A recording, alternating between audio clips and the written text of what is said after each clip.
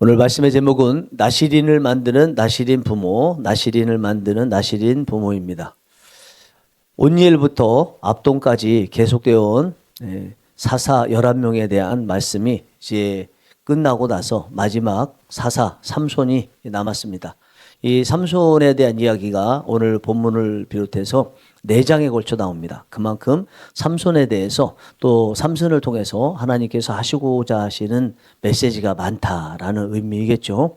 오늘 본문은 삼손이 태어나는 이야기인데 삼손에 대한 내용은 없고 삼손의 부모에 대한 내용만 있습니다. 그는 삼손이 이 세상에 태어나고 나시린이 되고 하는 데 있어서 부모의 역할이 지대하다는 것을 말씀하시는 거고, 오늘날 하나님의 자녀인 우리 자녀들의 부모인 우리에게 하실 말씀이 있으셔서 주신 말씀이라고 볼 수 있을 것 같습니다. 이제 본문의 내용을 들어가면서 보아서 우리가 우리 자녀들의 부모로서 어떻게 우리 자녀들을 키워야 하는지, 또 하나님께서 말씀하시고자 하는 것이 무엇인지를 보도록 하겠습니다. 본문의 내용은요, 두 이야기를 합쳐놓은 것입니다. 7절 한 절하고 8절부터 14절까지인데 7절 한 절은 1절부터 7절까지의 내용 중에 결론격에 해당되고요. 또 8절부터 14절까지는 또 다른 내용인데 비슷한 내용입니다. 신명기 33장에 보면 모세가 죽기 전에 이스라엘 12지파 중에서 11지파를 향해서 축복하며 예언하는 내용이 나와 있죠. 그 중에 22절에 보면 단지파에 대해서는 바산에서 나온 사자 새끼로다 이렇게 말을 했습니다. 단지파는 용맹하다는 거죠. 그 단지파에 마누아라는 사람이 있었는데 이 마누아와 아내 사이에 아이가 생기지 않아서 불임 상태로 힘들어하고 있었습니다. 그런데 어느 날 하나님께서 그 마누아의 아내에게 천사를 보내셔서 아들이 태어날 것이다 말씀을 하십니다. 7절 말씀 보겠습니다. 그가 내게 이르기를 보라 네가 임신하여 아들을 낳으리니 이제 포도주와 독주를 마시지 말며 어떤 부정한 것도 먹지 말라.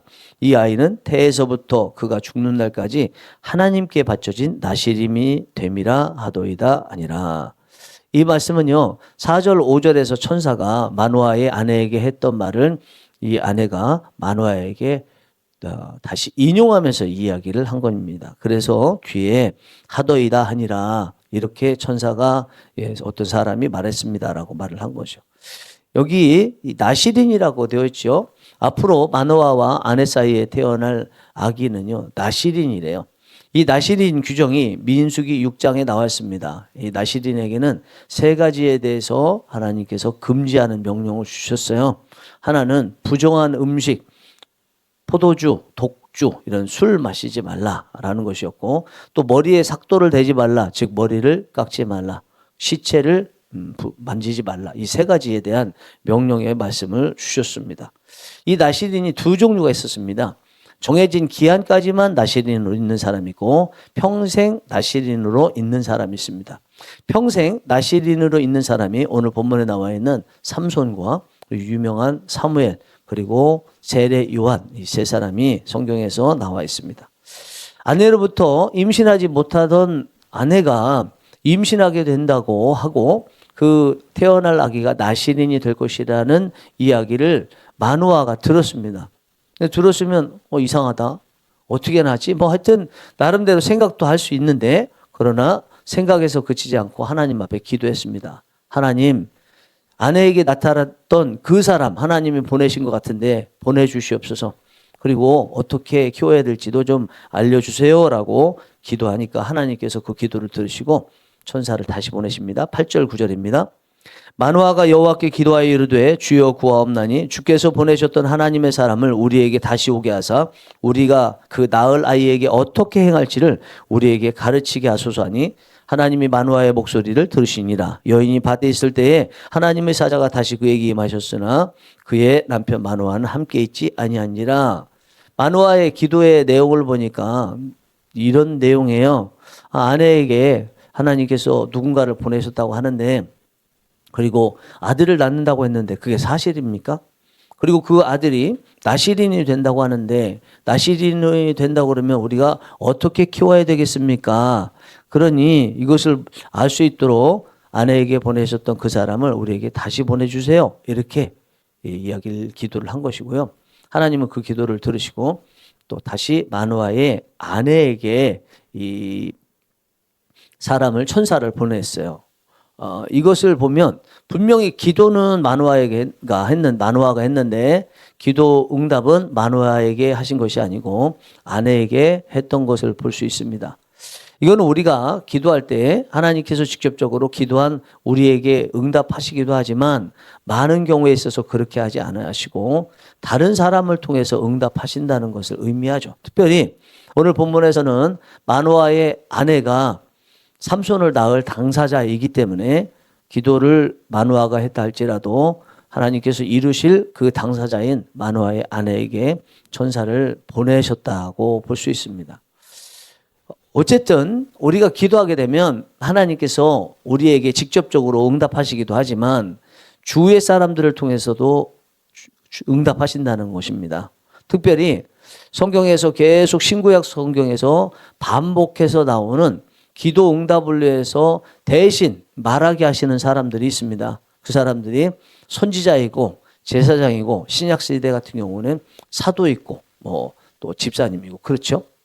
결국은 말씀을 전하는 전문가로 하나님께서 부르신 사람들이고 그런 사람들이 오늘날은 설교가들이고 그런 사람들이 대부분 목회자들이죠. 그러니까 목회자들이 강대상에서 전하는 이 말씀이 우리가 기도하고 있을 때 그 기도에 대한 응답으로 주신 말씀일 수 있다는 것입니다.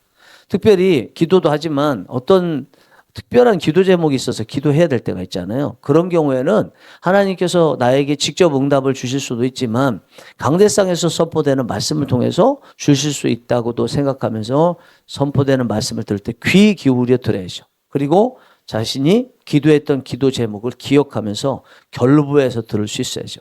그때 하나님께서 나름대로 응답을 해줄 수 있습니다. 그럼 그 응답이 맞는지 마노아처럼 또 다시 여쭈면서 맞는지 여쭤보면서 응답을 확인할 수 있어야 됩니다. 마노아의 아내는 급히 자신에게 다시 찾아온 그 사람을 보고 남편을 부르러 갑니다. 그리고 마노아를 데리고 옵니다. 그때 천사가 마노아와 아내에게 이야기를 하는데 사람의 모습으로 왔기 때문에 천사인 줄 몰라요. 사람을 보내달라고 기도도 했고 왔던 모습도 천사의 모습이 아니라 사람이었기 때문에 대화하는 중에는 천사인지 모릅니다. 나중에 떠난 다음에야 천사인지 알게 되는데 다시 이 천사인 사람이 마노아의 아내에게 했던 말을 반복해서 이야기하죠. 13절 14절 보겠습니다. 여호와의 사자가 마노아에게 이르되 내가 여인에게 말한 것들을 그가 다 삼가서 포도나무의 소산을 먹지 말며 포도주와 독주를 마시지 말며 어떤 부정한 것도 먹지 말고 내가 그에게 명령한 것은 다 지킬 것이니라 아니라 천사가 재차 확인해서 마노아가 없을 때 아내에게만 말했던 그 내용을 반복해서 말해요. 그거는 삼손에 대한 이야기인데 재차 확인할 때는 삼손에 대한 내용은 아예 없고요. 그 삼손을 기르게 될 어머니인 마노아의 아내에게만 이야기를 했다고 이야기합니다. 여기 보시면 13절 여호와의 사자가 마노아에게 이르되 내가 여인에게 말한 것들을 그가 다 삼가서 포도주의 소산을 먹지 말며 여기 그가 다 삼가서 술을 먹지 말고 뒤에 부정한 것도 먹지 말고 명령한 것을 다 지키라 이렇게 말했는데 그가 다 삼가서 할 때 그가 누구입니까? 단수로 마노아의 아내를 말하는 거죠. 삼손의 어머니를 말하는 것입니다. 나시린이 될 삼손을 잉태할 이 삼손의 어머니 마노아의 아내가 어떻게 그 아이를 낳을 것인지 또 키울 것인지에 대한 말씀이 오늘 본문의 말씀이에요. 그러니까 이 삼손의 어머니가 될 마노아의 아내는 삼손을 잉태하기 전부터 계속 절제하고 있어야 된다는 거죠. 술 마시지 말고 그리고 하나님의 명령을 지키고 부정한 것을 가까이 하지 말고 그렇게 해서 젖될 때까지는 적어도 삼손을 이렇게 그렇게 키워야 되는 거죠. 젖되고 난 다음에는 육체적으로는 그렇지 않더라도 영적으로는 삼손이 나시린의 사명을 잘 감당할 수 있도록 그 역할을 감당해야 된다고 볼 수가 있습니다. 이 말은요, 좀 전에 말씀드린 대로 원래 천사가 처음 마노아의 아내에게 나타났을 때도 했던 말이거든요. 본문이 아닌데 4절 5절 보겠습니다. 그러므로 너는 삼가 포도주와 독주를 마시지 말며 어떤 부정한 것도 먹지 말지니라. 보라 네가 임신하여 아들을 낳으리니 그의 머리 위에 삭도를 대지 말라. 이 아이는 태에서 나옴으로부터 하나님께 바쳐진 나시린님이 됨이라. 그가 블레셋 사람의 손에서 이스라엘을 구원하기 시작하리라 하시니, 이 말씀 보니까 너는 삼가서 포도주와 독주를 마시지 말라. 부정한 것도 먹지 말라. 여기 지금 마노아의 아내에게 이야기한 거예요. 분명히 나시린은 태어날 아기 삼손인데 그 삼손이 나시린답게 술을 마시지 않고 머리에 삭도를 대지 않고 부정한 것을 시체를 만지지 않도록 하는 데 있어서 그의 어머니의 역할도 있는데 비슷해야 된다는 거죠. 마치 어머니가 나시린인 것처럼 그렇게 생활을 해야 된다라고 말을 하고 있습니다. 그러면 이것이 삼손의 어머니, 나시린이 될 삼손의 어머니에게 주신 말씀인데 그 아버지는 어떨까요? 아버지는 아무 역할에 대해서 오늘 본문에서 주신 말씀이 없습니다. 그러면 어머니가, 삼손의 어머니가 된 자기의 아내가 나시린처럼 이렇게 절제하고 지내는데 본인은 마음대로 먹고 마시고 술 마시고 흥청망청해서야 그 어머니가 나시린과 같은 어머니가 되고 태어날 아기가 나시린과 같은 아이가 될 수 있겠습니까? 그렇게 하기 어렵죠.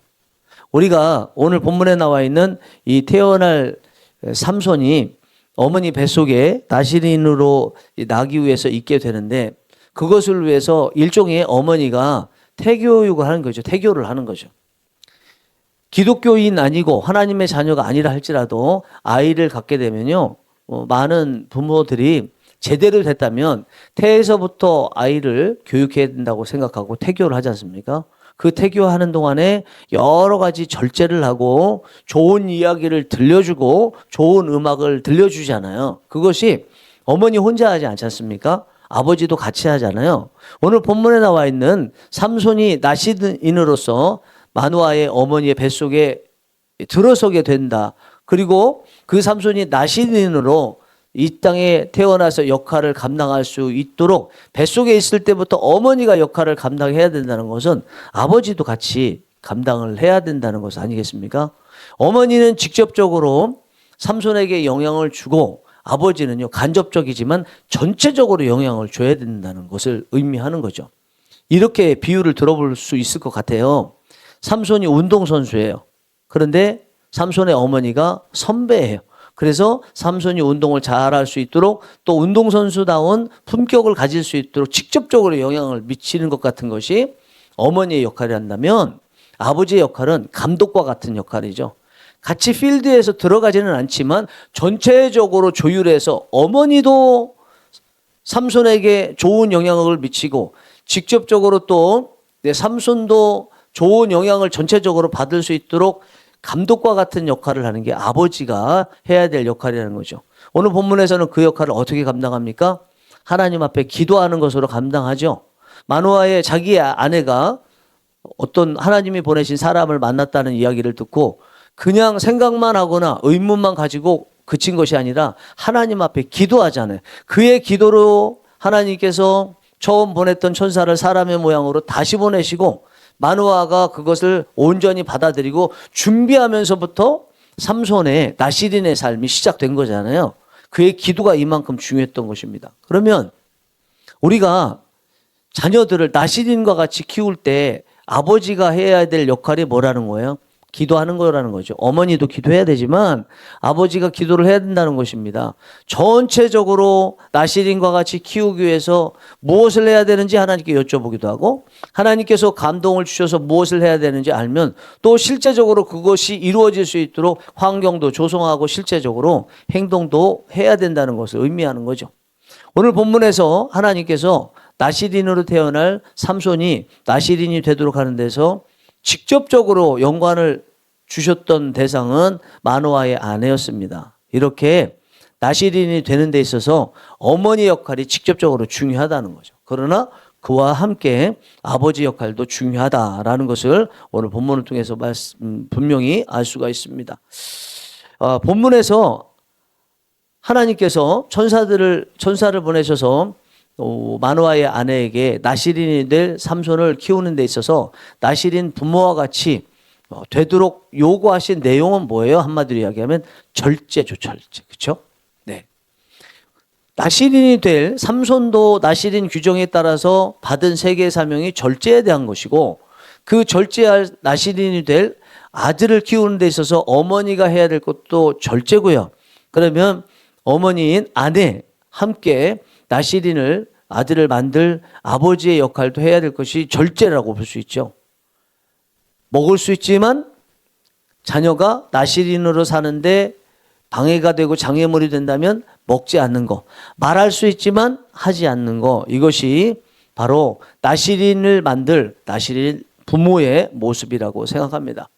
우리 대한민국은요, 자녀를 위한 교육이 아주 열심인 민족이잖아요.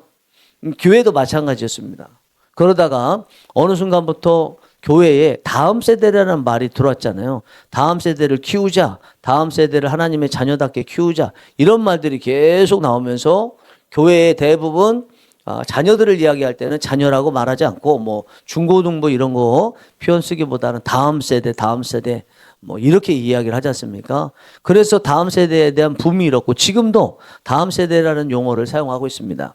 그거로 인해서 긍정적인 효과도 많이 거뒀습니다. 그러나 과연 말하는 거, 그리고 곳곳에 다음 세대라는 플래카드 붙여놓고 SNS에 송출을 하는데, 그렇게 말하고 현수막 붙이고 보여주고 들려주고 하는 거에 비해서 실질적으로 그 다음 세대를 나실인이라고 보면 나실인으로 키우자고 하고 있는 우리 기성 기독교인들 저 포함해서 그렇게 나실인 부모와 같은 역할을 감당하고 있나라는 것을 오늘 본문을 통해서 우리는 생각해야 되지 않을까 생각합니다.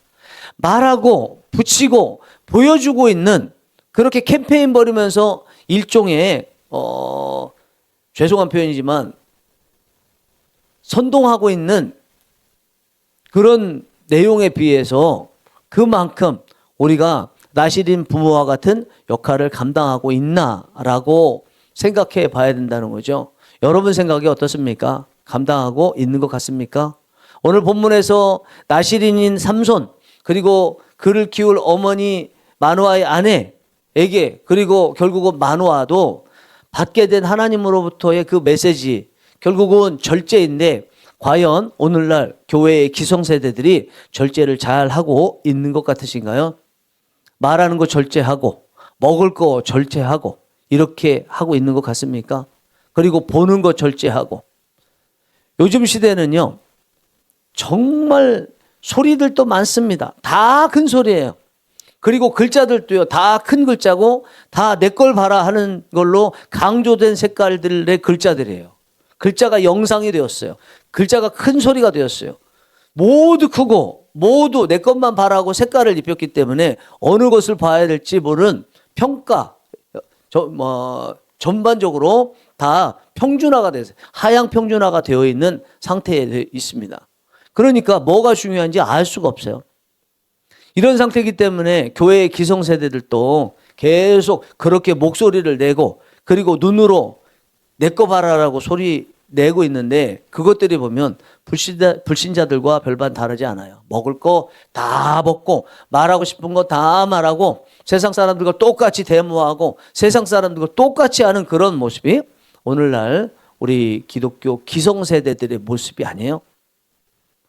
절제하기는 해야 된다라고 말은 하는데 그러나 실상은 그렇지 않더라는 거죠. 그리고 사실은 기성세대가 다음 세대를 키우자고 이야기하는데 다음 세대를 어떻게 키워야 되는지에 대한 대안이 정확히 없어요.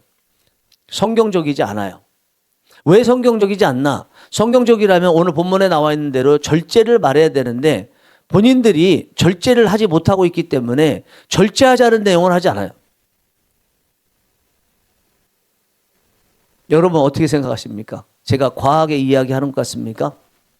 과연 다음 세대를 키우는데 어떤 목적을 가지고 어떤 목표를 두고 다음 세대를 키워야 되는지 몰라서 절제하자는 목소리를 내지 않고 있는가? 아는데도 본인들은 그렇게 못하기 때문에 부끄러워서 못하고 있는가? 이걸 생각해 볼 때 후자가 더 많이 해당되는 것이 아닌가 생각합니다. 저부터도요, 제가 제 자식들에게 말할 수 있는 그런 나시린과 같은 모습으로 못 살아요. 우리 성도님들에게도 그렇게 못 살아요. 여러분들에게 제가 그렇게 삽니까? 못 살아요. 그런데도 저는 이런 얘기를 합니다. 본문에 나와 있는 내용이 이런 내용이기 때문에 목사가 본문에 충실해서 말해야 되기 때문에도 말하지만 우리가 나시린과 같은 부모가 된다는 것은 항상 할 수 있고 우리가 능력이 있어서 할 수 있는 것이 아니라는 것을 저는 알기 때문에 그래요. 이 일을 행하시는 분은 하나님이시기 때문에 이렇게 못한다고 생각할 때 더 말하고 더 말하면서 저에게 말하면서 제가 뜨끔하고 다시 하나님 앞에 기도해야지 하는 마음으로 나가면 된다고 생각하기 때문에 하나님 말씀을 이야기하는 거고요. 말씀 따라서 말씀을 들을 때 마음이 새겨질 때는 그래도 하나님 앞에 무릎 꿇고 내 자신이 어떤 사람인지 돌아보고 하나님 나는 이 말씀대로 절제하는 부모가 되게 하여 주옵소서. 나시린을 다음 세대로 키울 그런 나시린 부모가 되게 하여 주옵소서 기도하거든요. 잘나서 잘해서 기도하는 것이 아니라 하나님께서 행하실 것이기 때문에 그래도 기도라도 해야 될 것이기 때문에 하는 것입니다. 사랑하는 성령 일하시는 교회 교우 여러분, 저는 기독교 교육학을 한 사람입니다. 뭐 전공해서 하지 않고 신학대학교와 신학대학원에서 그리고 이제 또 대학원에서도 조금씩은 다 배웠기 때문에 그 일관되게 우리 기독교 교육학에서 하는 이야기가 있어요. 문제 부모는 있어도 문제 자녀는 없다는 것입니다. 근데 분명한 것 같아요. 우리는 이것을 알면서도 문제 부모는 없고 문제 자녀만 있는 것처럼 자녀들에게만 모든 화살을 쏘고 모든 책임을 돌리는 그런 모습을 보이고 있지 않습니까? 그래서 오늘 본문의 말씀을 우리가 듣고 다시 이 기독교 교육학의 중요한 테마 중에 하나인 문제 부모는 있고 문제 자녀는 없다는 이것을 다시 들고 우리가 살았으면 좋겠습니다. 자녀를 키우는데 내가 먼저 바르게 살리라. 그러나 내 능력으로 되지 않으니까 하나님 앞에 도와달라고. 교회 오는 이유는 잘하기 때문에 오는 게 아니라 못하고 있기 때문에 하나님 용서해 주시고 잘하게 해주시는 유일한 전능하신 하나님께서 도와주십사 하기 때문에 나오는 거니까 우리가 이렇게 하나님 앞에 못하면 못할수록 더 나오고 나시린 부모로 하나님이 만들어주심으로 우리 나시린 다음 세대를 키웠으면 좋겠습니다. 여러분, 할 능력도 없고 잘 하지도 못하지만 그래도 함께 해보지 않으시겠습니까? 기도하시겠습니다.